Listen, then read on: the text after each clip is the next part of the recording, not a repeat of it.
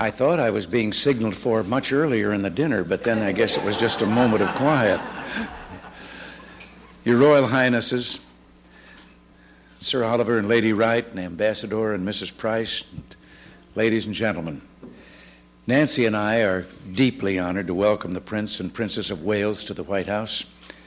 Permit me to add our congratulations to Prince Charles on his birthday just 5 days away, and express also our great happiness that we have been able to have this affair with Princess Diane here on her first trip to the United States, that we should be able to share in that first trip. In his 1941 address before a joint session of the United States Congress, Prime Minister Churchill remarked, "I cannot help reflecting that if my father had been American and my mother British, instead of the other way around, I might have got here on my own." But Your Royal Highnesses, the reception you've received here suggests that if you had been American, you might well have gotten to this house on your own. Our two countries are bound together by innumerable ties of ancient history and present friendship. Our language, our law, our democratic system of government, our fierce belief in the God-given right of men to be free, all of these we owe to you. We've stood together through two great world conflicts. Today we go on shoulder to shoulder in an alliance to protect freedom and democracy. This evening we've gathered on a happy occasion, a celebration of the treasure houses of Britain, perhaps the most magnificent exhibition ever mounted. In 5 centuries of British achievement, 5 centuries of elegance, beauty, and charm. I should add wit.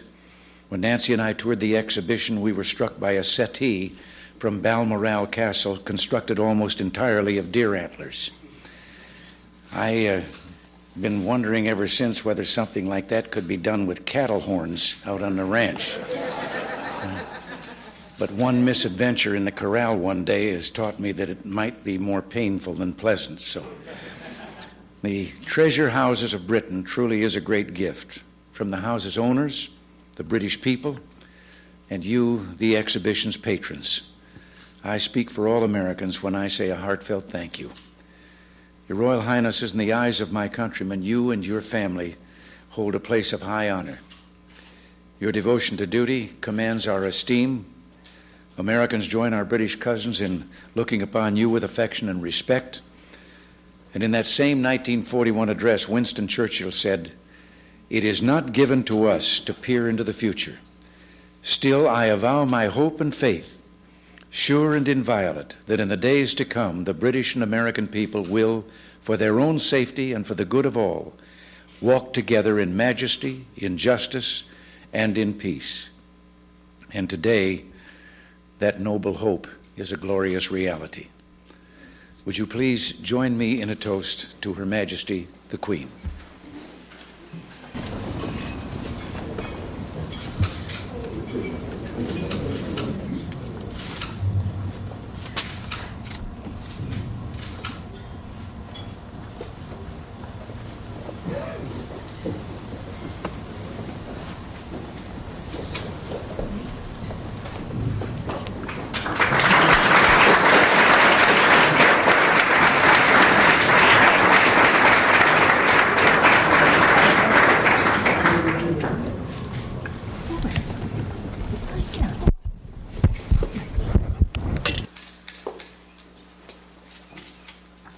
Mr. President, Mrs. Reagan, ladies and gentlemen, if I may say so, Mr. President, you really have touched both my wife and myself most deeply this evening by your extremely kind words, and we can't possibly, both of us, thank you enough for your immense hospitality and your great kindness in having us here this evening and in making us feel so unbelievably welcome.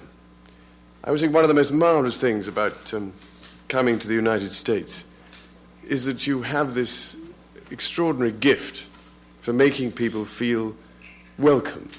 And apart from the friendliness with which you greet everybody, it really does warm the heart to come here and be made to feel welcome.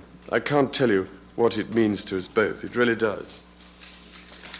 As you know, we've flown in hesitant stages from Australia and tried to stop on the way in order to regain our strength. And all that's happened is we're suffering terribly from jet lag. And I've yet to discover a foolproof method for actually getting one over the problems of this particular affliction. However, we are greatly looking forward to the opportunity of seeing this exhibition, the Treasure Houses of Britain, which we are both very proud to be patrons of. And we hear from all sides just how stupendous this particular exhibition is. I think if you go and look at most of the country houses in Britain at the moment, you'll find them completely empty of all their furniture and pictures, some emptier than others, and no doubt with rather dirty marks on the walls where the pictures were. I only hope that they managed to get them all back in the right place at the right time. I'm also very much looking forward myself to going to the Congress Library on Monday and discussing something about the Constitution, of which I know you celebrate the bicentenary in 1987. And I was very intrigued to discover that of the 55 delegates that came to the Federal Convention in 1787, nearly all of them were in their 30s, which just goes to show what an extremely good age the mid-30s is. I keep telling myself that because you reminded me about my birthday. I'm not sure I need reminding. I would also just like to say that coming as we have done from Australia, it is one of the more interesting aspects, I think, of the pioneering spirit of the English-speaking peoples, that here were two great continents, Australia and the United States of America. The former having developed about 150 years later than this great country. And in many ways, there are similarities between the two. And I think that one of the things that becomes most obvious about Australia and America is that personal independence becomes a very dominant feature, particularly, I think, in American life. And one Englishman observed in 1796 that Americans tend to pass their lives without any regard to the smiles or frowns of men in power. However, in your case, Mr. President, I'm sure it's completely different. So if I may finally again say what an enormous pleasure it gives both of us to be here, and how proud we are to be able to represent Britain here in America. As you say, it does, I think, emphasize the very strong links that do exist between our two countries, always have done, and I'm sure always will. And in the end, that bond between our two peoples is one of the most important and enduring features of this earth. Mr. President, thank you very much.